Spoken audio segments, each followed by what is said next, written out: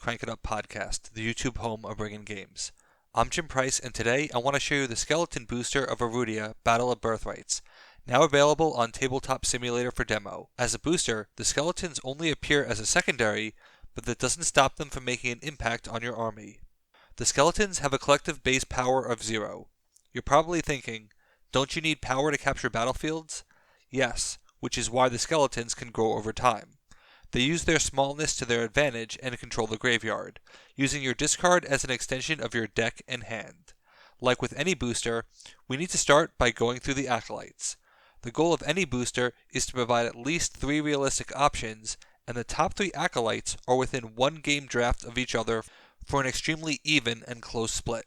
The current winner of the draft is Ren, and it's easy to see why.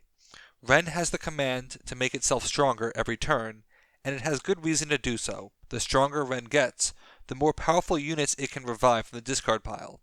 The event occurs at daybreak, meaning that the rival has some time to prepare, but the ability contains a cost. If left unchecked, Ren can burn through your morale quickly, but it's worth it.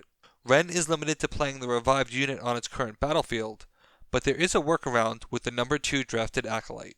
Mosa is the very definition of a placeholder unit. It provides no power to start and cannot grow, but it can play a unit of power 3 or less on any battlefield. If Ren plays Mosa, Mosa's unit can pivot to another battlefield, and Mosa adds no power creep. When localizing the Mosa play, it's easy to think of Mosa as playing the unit and allowing you to get it back on retreat. Because Mosa cares about the base power, it doesn't matter how large the skeleton grows.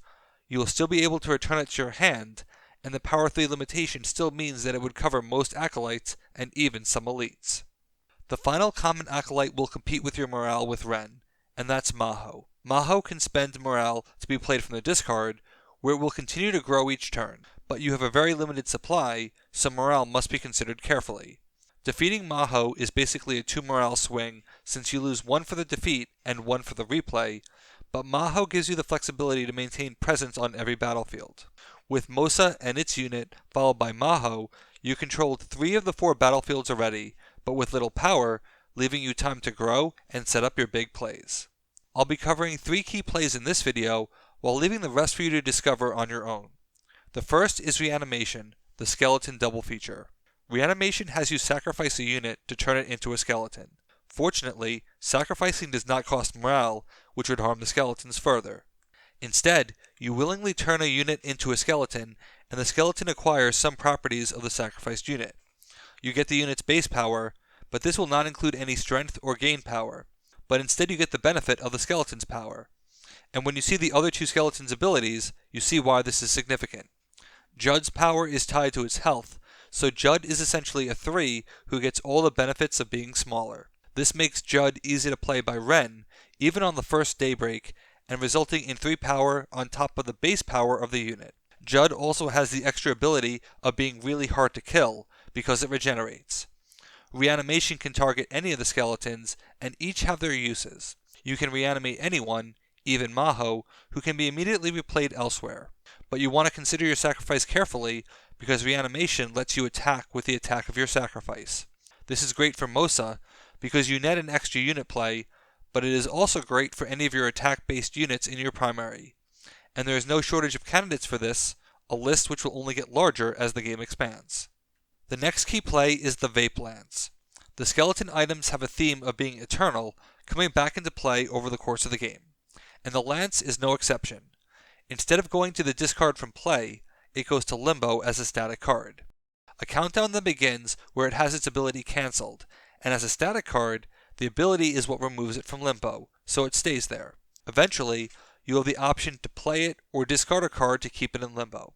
This is a great way to get cards from your hands into your discard, or to bide time while you need a unit to play. But this is a great 1-2 punch with Ren, because the event is at daybreak.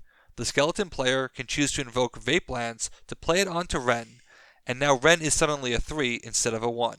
That greatly expands your options in your discard, and with enough power, can expedite reviving your leader for a cost of 1 morale. Played early, the Vape Lance can be around all game long, with the flexibility to avoid providing exploitable power because it can remain in Limbo, and discarding cards can be advantageous. The final key play makes clever use of dry bones and a royal item. Dry Bones is extremely powerful as it can let you retain access to a key unit all game long, but it also slows down your draw, and the skeletons have very little draw.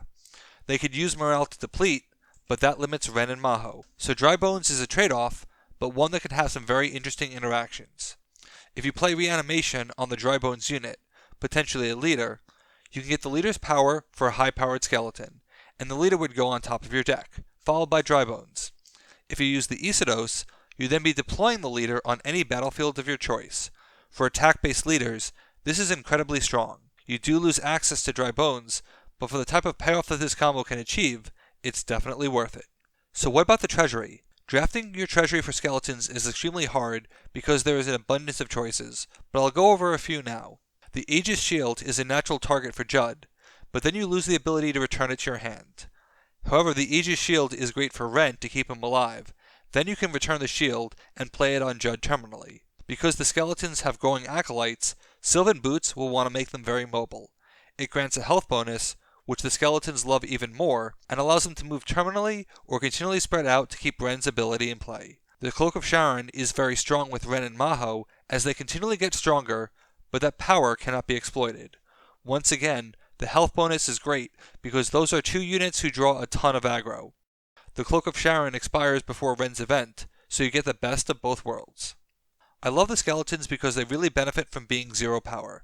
There are plenty of cards that can exploit this fact, but one that we particularly enjoy is the Godovan battlefield.